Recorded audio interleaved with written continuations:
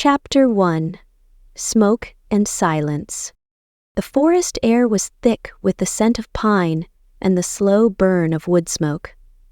Ava Carter stood over the crackling campfire, stirring a pot of rosemary lentil stew. Her hands, nimble and practiced, moved with unconscious grace, guided by years of culinary training and the recent need to escape. It had been exactly 13 days since she'd stepped foot into her inherited cabin, tucked deep in the Red Hollow woods, far from Portland's chaos and even farther from David, her now ex-fiancé. The breakup had been public, messy, and tainted by betrayal she still couldn't fully wrap her mind around. Here, surrounded by silence and earth, she could breathe again, or at least try to. A twig snapped. Ava stiffened. The ladle paused mid-stir. She scanned the tree line. Nothing. Probably a deer, she told herself. But then, another crack, closer this time. The hairs on the back of her neck rose. "Who's there?" Her voice echoed sharper than she intended. Silence answered. Then, slowly, a figure stepped from the shadows. He was tall. His dark flannel shirt rolled to the elbows, revealing forearms speckled with dirt. A backpack was slung over one shoulder, his beard thick but neatly trimmed. His eyes gray, watchful. Met hers without hesitation. "Didn't mean to startle you," he said. I got lost. My phone died. Wasn't expecting a chef in the woods." Ava didn't lower the ladle. "This is private land." "I figured." He held up his hands, palms open. "Just passing through. I haven't eaten since yesterday." She studied him. Everything about him screamed trouble wrapped in charm. But there was no hint of fear in his eyes. Just hunger. Literal, and maybe something else. Against her better judgment, she said, "Sit down. You can have some stew, but no funny business." He cracked a smile. "No business at all, just grateful." Chapter 2. The Stranger's Eyes. Ava handed him a chipped ceramic bowl and watched as he lowered himself to sit on the edge of a fallen log near the fire. He didn't say much at first, just ate like a man who hadn't seen a hot meal in days. His eyes flicked up occasionally, studying her the way she studied him, cautious. "So," she said, arms crossed, "lost hiker, huh?" "Yeah, Elias," he replied between bites. "Elias Hart." "Ava." "Nice to meet you, Ava. Your cooking might have saved me. No joke." She narrowed her eyes. "You don't look half dead."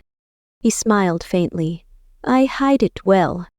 Silence settled between them, filled only by the popping of the fire and the wind whispering through the trees. The forest had a way of making everything feel louder, heavier, even unspoken questions. "What brought you out here?" Elias finally asked. She hesitated. "Needed space. From people, mostly." "Bad breakup?" Ava raised a brow. He chuckled. "Sorry. I've got a habit of reading people." "Do you?" "I do. Spent a lot of time alone. You start to notice things others miss." She didn't respond right away, just sat across from him, poking the fire with a stick. His words intrigued her more than she liked. Something about him felt carved from the same kind of quiet pain she carried. Ava finally asked, "So, what's your story, Elias? Really?" He met her gaze. "My story? That's a long one. We've got time. Assuming you weren't planning to vanish again." He set the empty bowl aside. "I used to be a photojournalist. War zones, earthquakes, riots, you name it." That caught her off guard. "You? Really?" He nodded. "Saw some things I couldn't unsee. Woke up one day and realized I didn't know who I was anymore. So I started walking. Been drifting since."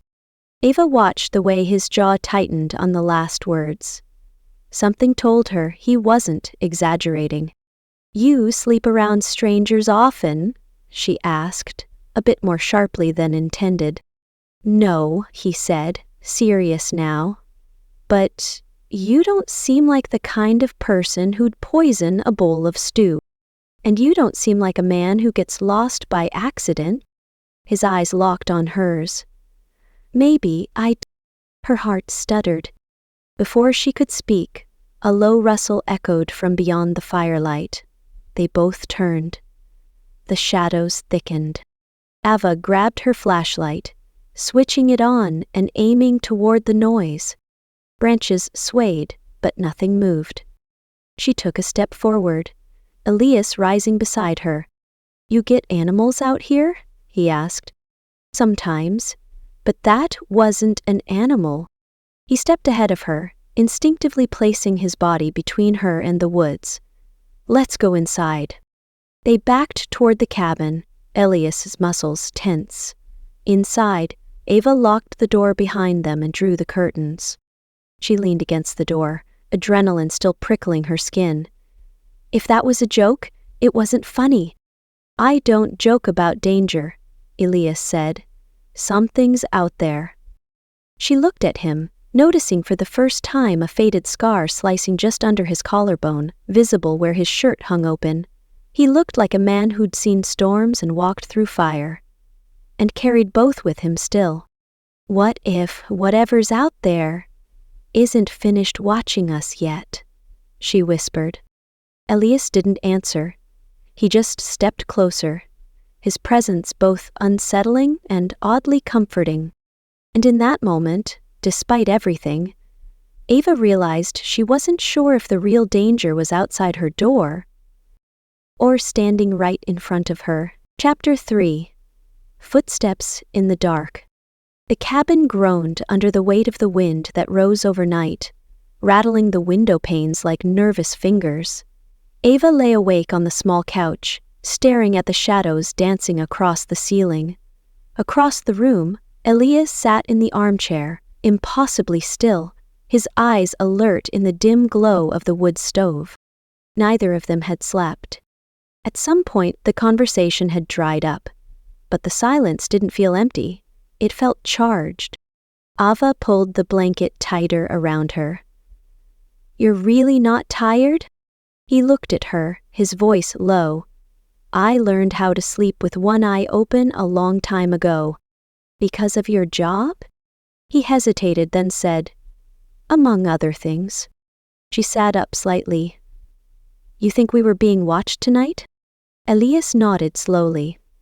"I can't prove it, but my gut's been right more times than I can count. Something was out there." Ava's stomach twisted. "Could just be locals. Or hunters." "Then why no flashlight? Why stay in the trees?" He had a point. She ran a hand through her hair. "This place was supposed to be safe. Quiet." He watched her for a moment, before standing and walking over. "Do you want me to leave in the morning?" The question landed harder than she expected. She should have said yes. He was a stranger, mysterious, a little too comfortable with danger. But something about the way he asked, like he'd already resigned himself to the answer, made her hesitate. "No," she said quietly. "Not yet." For a moment he just looked at her. Then he nodded and stepped back, returning to the chair.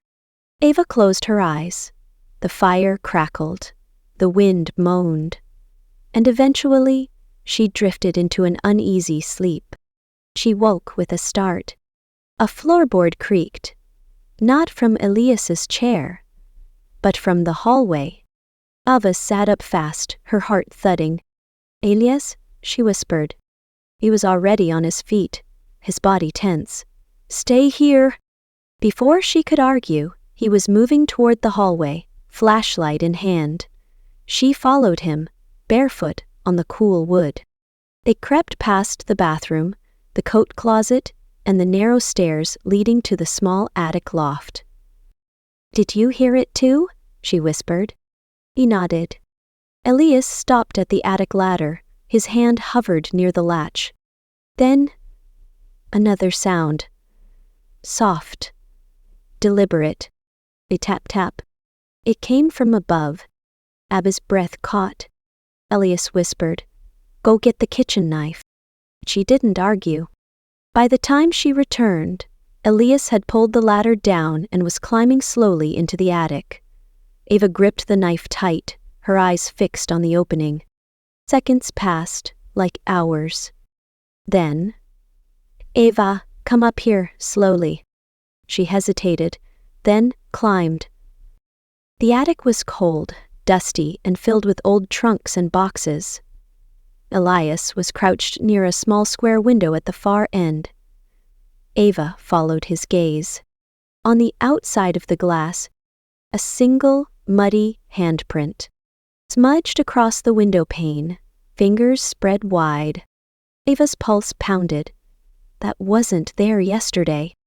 "I know," Elias said grimly, "and it's on the outside. Someone was on the roof." She stared at it, dread rising like floodwater. "Why would someone climb onto the roof just to do that?" she whispered. Elias glanced at her. "To scare you." Ava felt her hands trembling. She didn't want to admit it, but her mind was already spiraling. She'd come here to heal, to be alone. But she wasn't alone. Someone was out there, watching. Elliot touched her shoulder lightly. "You okay?" The contact startled her, but instead of pulling away, she turned toward him, her breath catching at the sudden closeness. His hand lingered, warm and steady. For a moment, all the fear and tension turned into something else. Something magnetic. "I don't know who to trust anymore," she murmured. "Start with me," he said softly. She looked into his eyes, intense, guarded, and somehow sincere, and nodded. But, in the back of her mind, one truth still pulsed. Even if she wanted to trust Elias' heart, there was still so much he wasn't telling her. Chapter 4. The Map Beneath the Ashes. By morning, the handprint on the attic window had faded into a smear of dirt and condensation.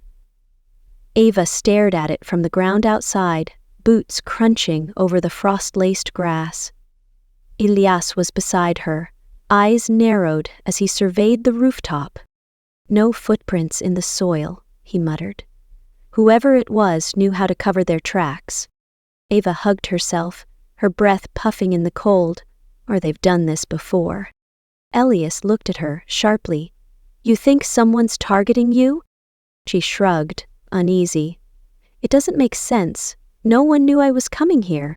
Except your real estate agent, your ex, anyone close."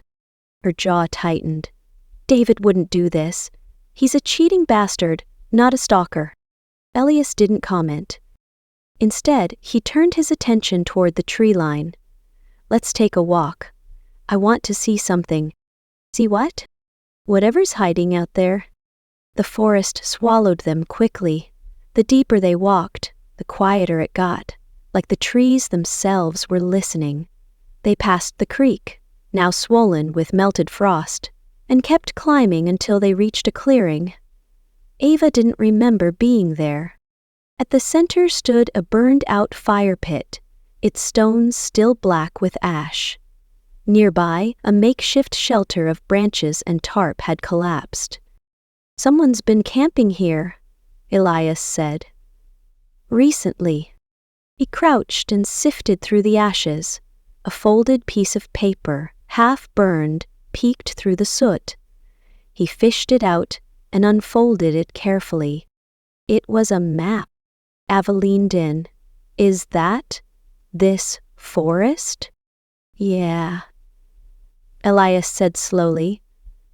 "And look, here's your cabin. It's circled." Her stomach dropped. "Someone was tracking me?" "And planning something," Elias added. "There are marks all over this. Roots, X's, and dates." Ava backed away, suddenly cold. This is getting too close, too real. Elias stood, brushing ash from his fingers.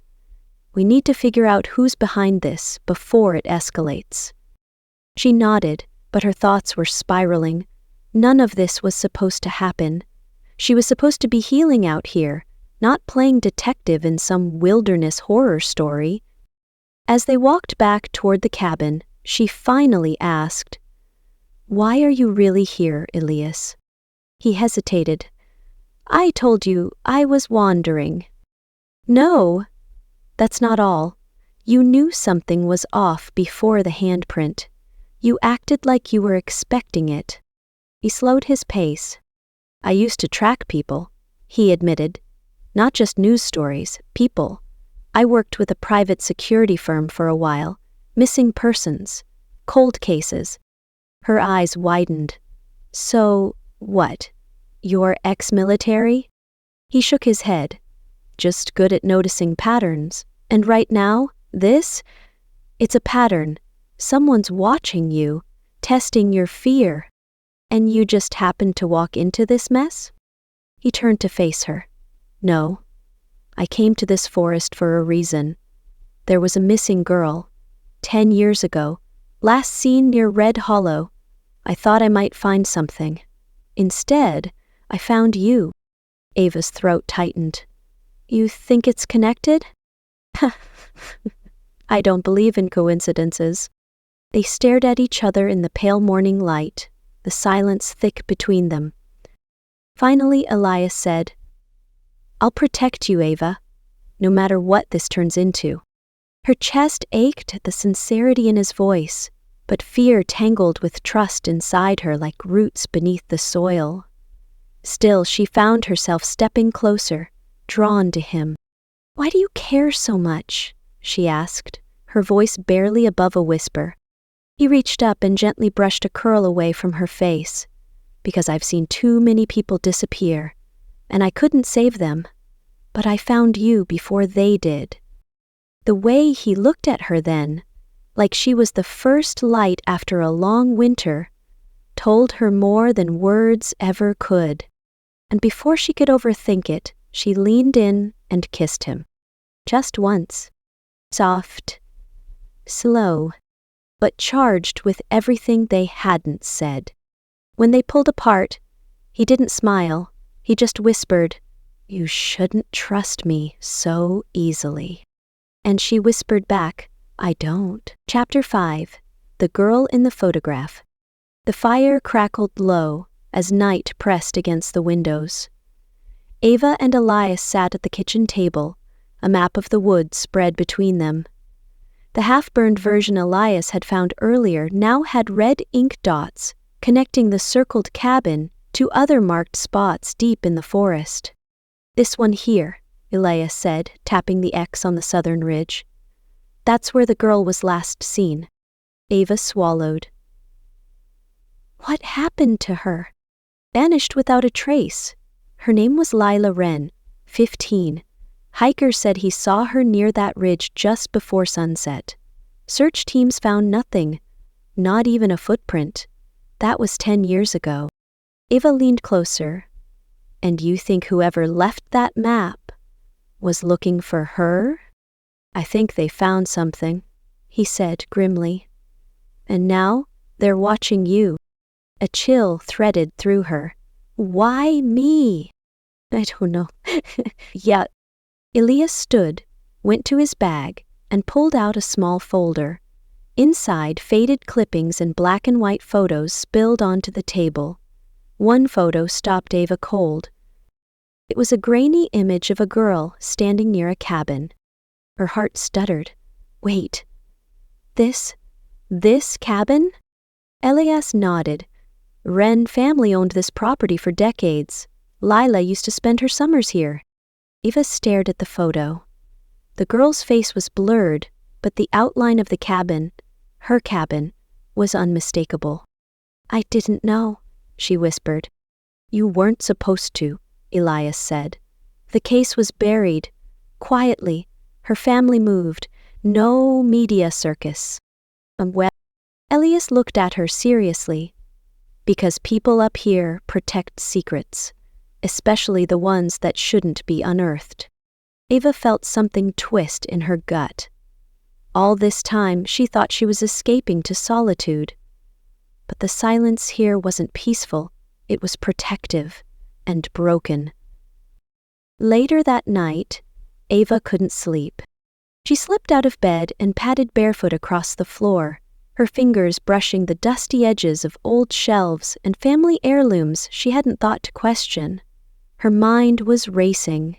If this cabin had belonged to Lila's family, what else did it still hold? She reached the narrow hallway and opened the door to the cellar. It creaked like it hadn't been touched in years. Cool, damp air rushed up at her as she descended, flashlight cutting through the gloom. The cellar was a clutter of rusted tools, paint cans, and old crates, but in the far corner, something caught her eye. A trunk, half buried under a tarp. She dragged it out, heart thumping. Inside were children's books, a music box, a journal with curled pages, and at the bottom, a Polaroid envelope. She pulled one out, her fingers trembling. It was Lila, younger, smiling, and next to her, a man. Ava didn't recognize him at first, until she looked again. The jawline, the eyes. It was Elias. Not exactly as he was now, younger, no beard, but definitely him. The photo slipped from her hand. Footsteps echoed behind her. She spun around, and Elias was standing at the top of the stairs. "What did you find?" he asked, voice low. Ava couldn't breathe. "Why are you in this photo?" He didn't move. That was the summer before she disappeared. "You said you came here after that you were investigating." "I lied," he said. "I was already here. I knew Lila." Her blood ran cold. "I was 16, he said, stepping down. "She was 13. We were just kids. We'd meet in the woods, talk, hide from everything. Then one day she stopped showing up, and no one would talk about it. Her father was a bad man." Ava backed away. "Why didn't you tell me this before?" "Because if you knew I'd been here when she vanished, you'd never trust me." "I still might not." Silence thickened between them. Elias looked at her, raw emotion in his voice. "I didn't hurt her, Ava. I loved her. She was my first friend, my first light. And I never forgave myself for not protecting her." Ava felt herself shaking, torn between fear and something deeper. Then Elias walked toward her and cupped her face in both hands. "You're not her," he said softly, "but you feel like the first light I've seen since." She didn't know who moved first. Maybe they both did. But in the middle of that old cellar, full of dust and memories and buried ghosts, they kissed again. This time it was fire, desperate, real. Ava's hands tangled in his shirt, and Elias's arms circled her waist, pulling her in like he'd been holding back too long. When they finally broke apart, breathless, he whispered, "I won't let the past take you to." And Ava, with her heart thundering and the weight of the photo still between them, whispered back, "Then we need to find out what really happened to Lila Wren." Chapter 6. Beneath the Roots.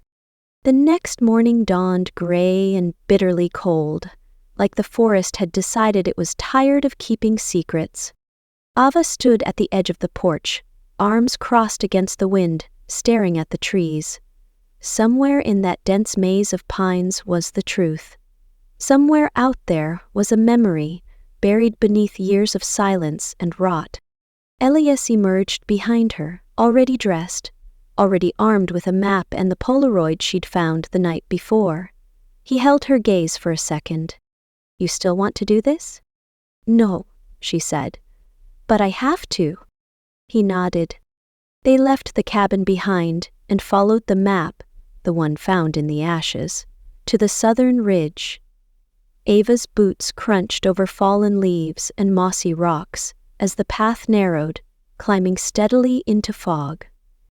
An hour passed, then another, and then a clearing. A lone stone well, half collapsed and covered in ivy, sat in the center. Ava stopped dead. This wasn't on any modern map. It wouldn't be, Elias said. The forest reclaims what it doesn't want found. They approached slowly. The stone walls of the well were cracked, leaning inward like old bones. Moss covered the rim. And when Ava looked down, it wasn't just dark. It was endless. She stepped closer. What is this? Elias knelt beside the edge, running his fingers along a carving barely visible beneath the ivy. He scraped the growth away. Letter, L.W. And beneath it, 1987. Ava swallowed. Lila Wren. There's something down there, Elias said. She crouched beside him, peering into the well. He dropped a small rock. They both listened. It never hit bottom. I need a rope, he said. Ava grabbed his arm. You're not seriously going down there. Whatever's going on, it starts here, ends here. You said the same thing about protecting me. He looked at her soft, serious. Then come with me. With a long, weather-worn rope from an old tree swing near the ridge, they tied themselves together, Elias descending first, Ava following. The air grew colder as they lowered themselves into the earth, and the sound of wind faded until it was just their breath echoing in the stone. 20 feet down, they hit solid ground. A tunnel, carved into the dirt. Ava's voice echoed in disbelief. This was built? They moved slowly, flashlight beams dancing over the packed walls. Then bones. Animal bones at first, then human. And beside them, remnants of fabric. Ava dropped to her knees, brushing the dirt away from a patch of faded denim. Kids' jeans, she whispered. Elias's jaw clenched. She was here. Farther in, they found a rusted tin box. Inside, a charm bracelet, a photo of Lila and a man whose face had been scratched out violently, and a letter. Ava unfolded it slowly. The ink was smudged, water-stained, but legible. If anyone finds this, please tell someone. He said I'd never leave. But I'll keep trying. I'm not afraid anymore. Lila? Ava couldn't stop the tears. She tried to escape, she whispered. Elias crouched beside her, voice tight. This isn't just a case anymore. This is a cover-up. A sound behind them made both of them freeze. A low click. Metal on metal.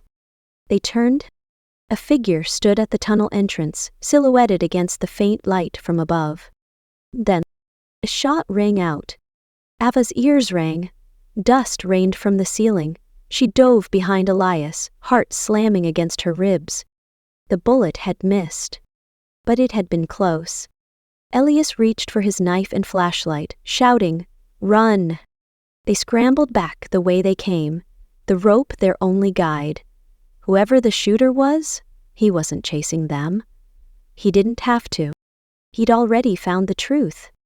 And now he was hunting the witnesses. They burst out of the well, gasping for breath. Ava collapsed in the grass, shaking. Elias knelt beside her, wiping blood from a shallow cut on her shoulder.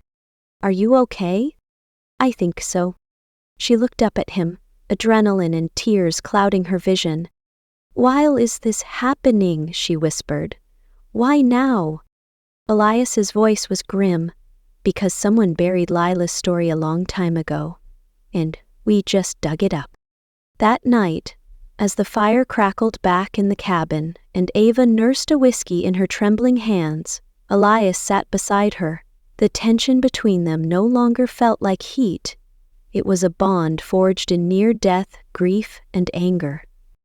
She turned to him, her voice hoarse. "If I hadn't found you in that forest—" "I would have found you," he said. "You're not going to disappear too, are you?" His hand found hers, strong, steady. "Not unless you want me to." She leaned into him, finally letting herself cry.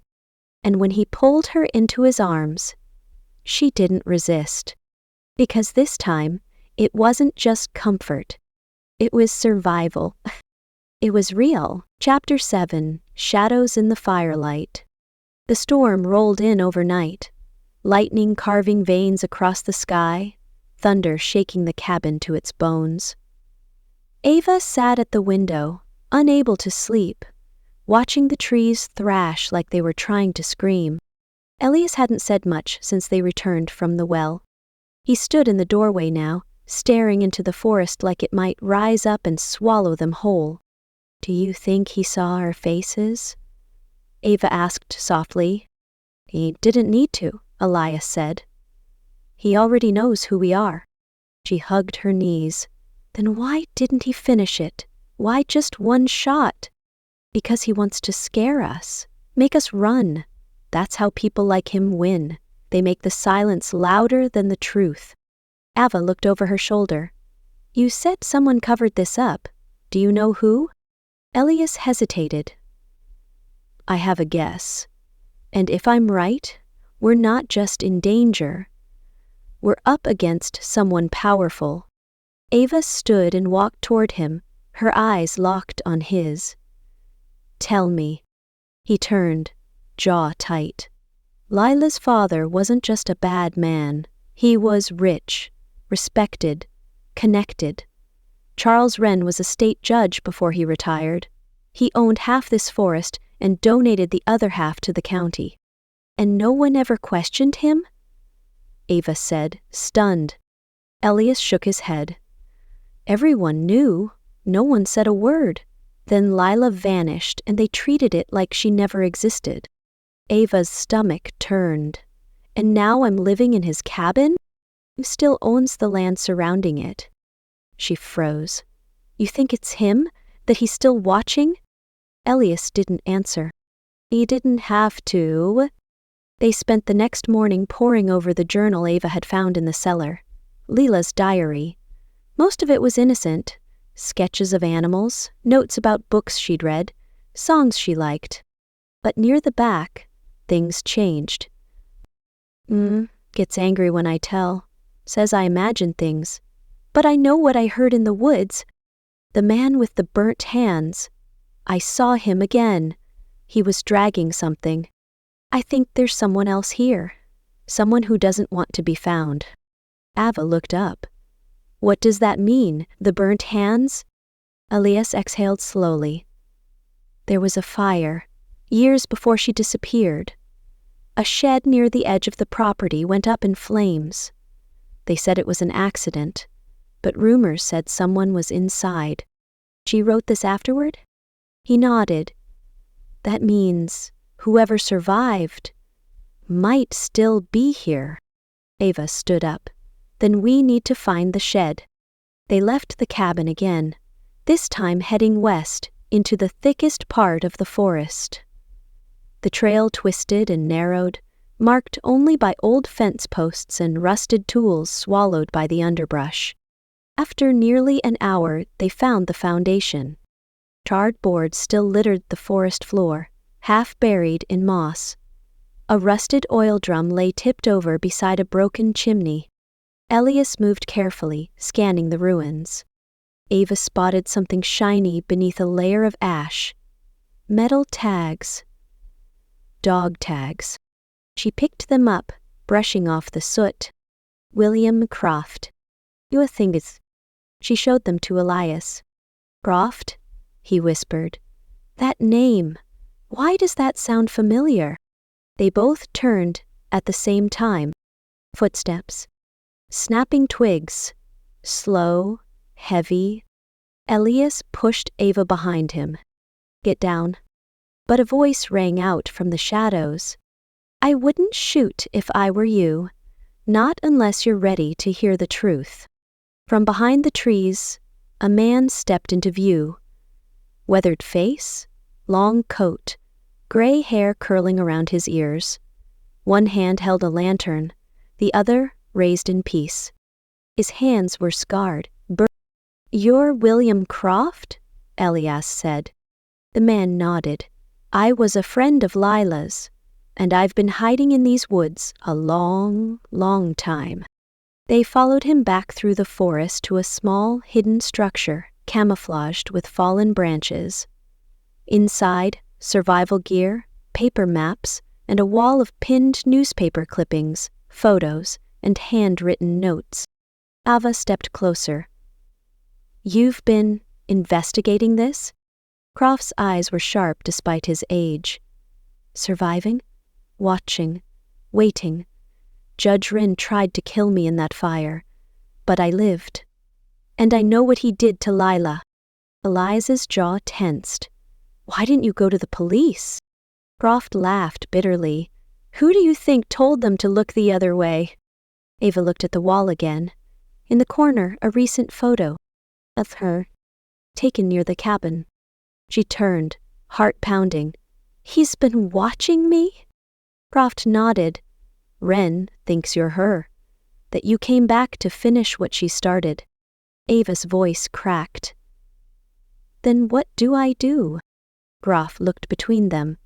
"You expose him, but you better move fast, because once Ryn realizes you've spoken to me, he'll come for you." That night, Ava sat by the fire again, the warmth doing nothing for the ice in her chest.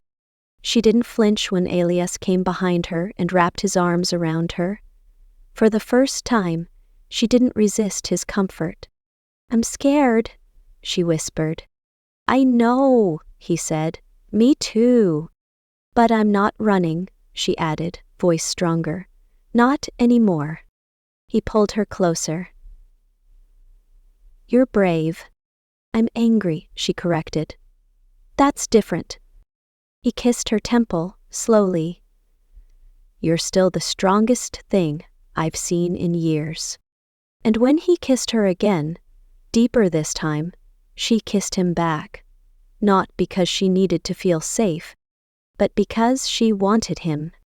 The warmth between them grew, slow and intense, as firelight flickered against their skin and thunder rolled overhead, and in that moment, Ava didn't feel like prey. She felt like power. Chapter 8. The Devil You Know.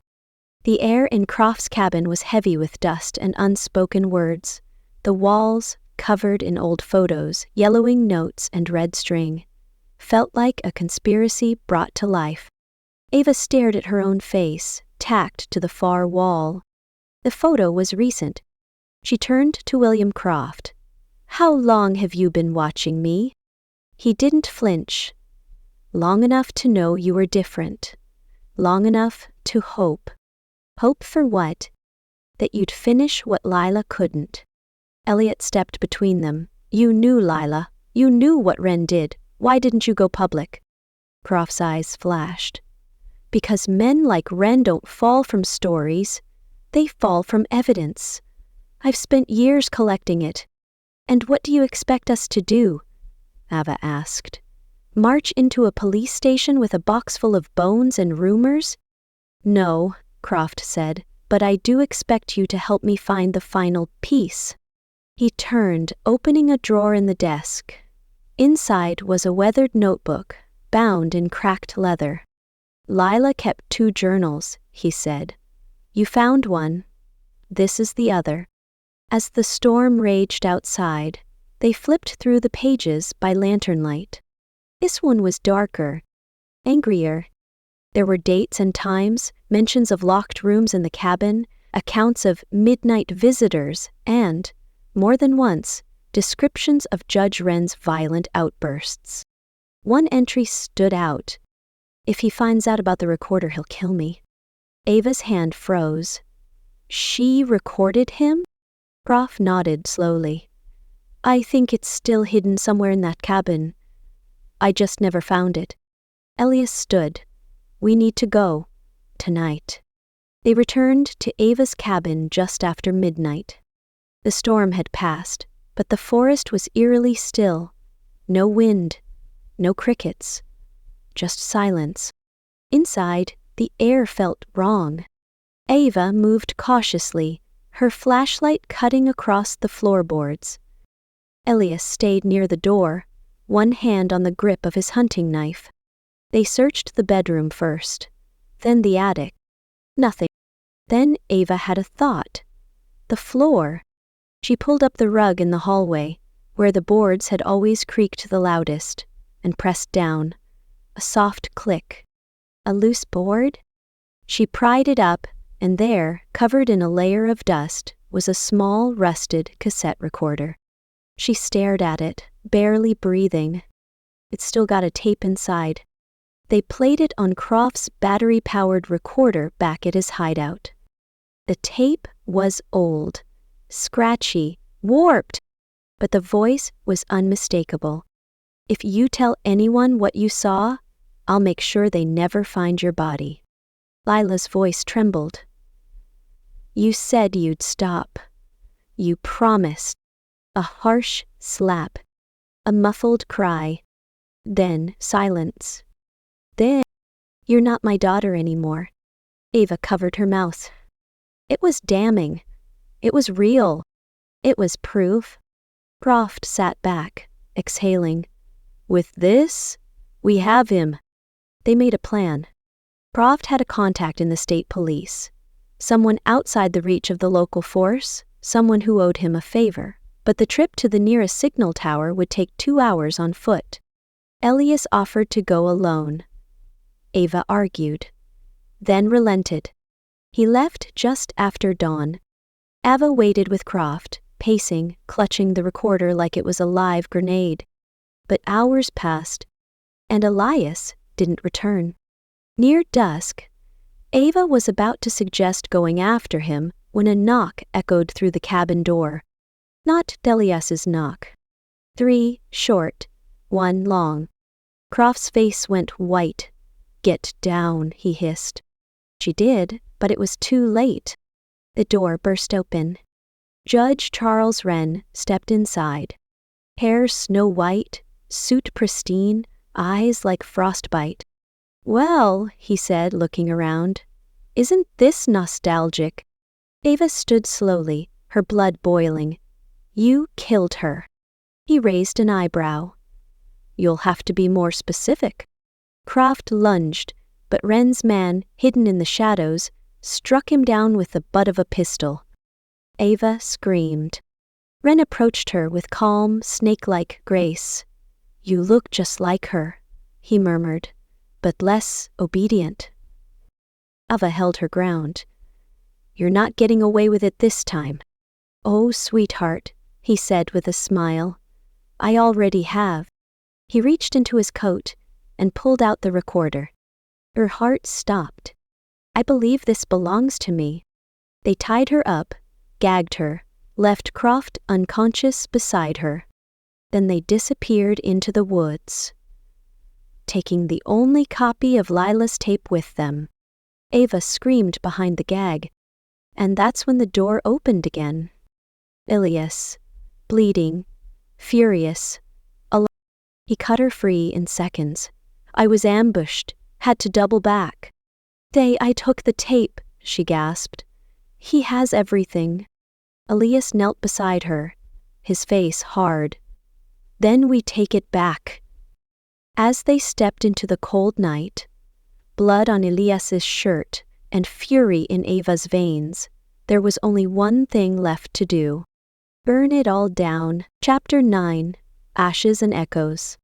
The forest swallowed them as they ran, branches clawing at their arms, wet leaves slapping their faces. But Ava didn't feel the sting. All she felt was purpose. They knew where he was going. The old lodge. The place Judge Wren had once used to host retreats, fundraisers, political gatherings. Long abandoned, except for now. Croft had told them the location before he passed out. If Wren wanted to destroy the tape, he'd go somewhere private, controlled, remote. Ava and Elias reached the clearing just after midnight. And there it was. The lodge. Lights glowing through the dusty windows. A car outside, black, expensive, and parked beside it, the unmistakable silhouette of Wren. He was inside, so was the tape. And this time, Ava wasn't going to run. They slipped in through a side window. The floor creaked beneath their feet, but the storm outside covered their noise. Ava held her breath, heart pounding like a war drum.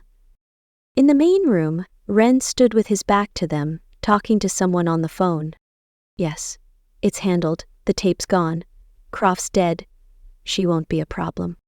Ava's blood turned to fire. She stepped out of the shadows. You're wrong. Wren turned, and for the first time, he looked afraid. She raised the recorder in her hand. Not the original. A copy.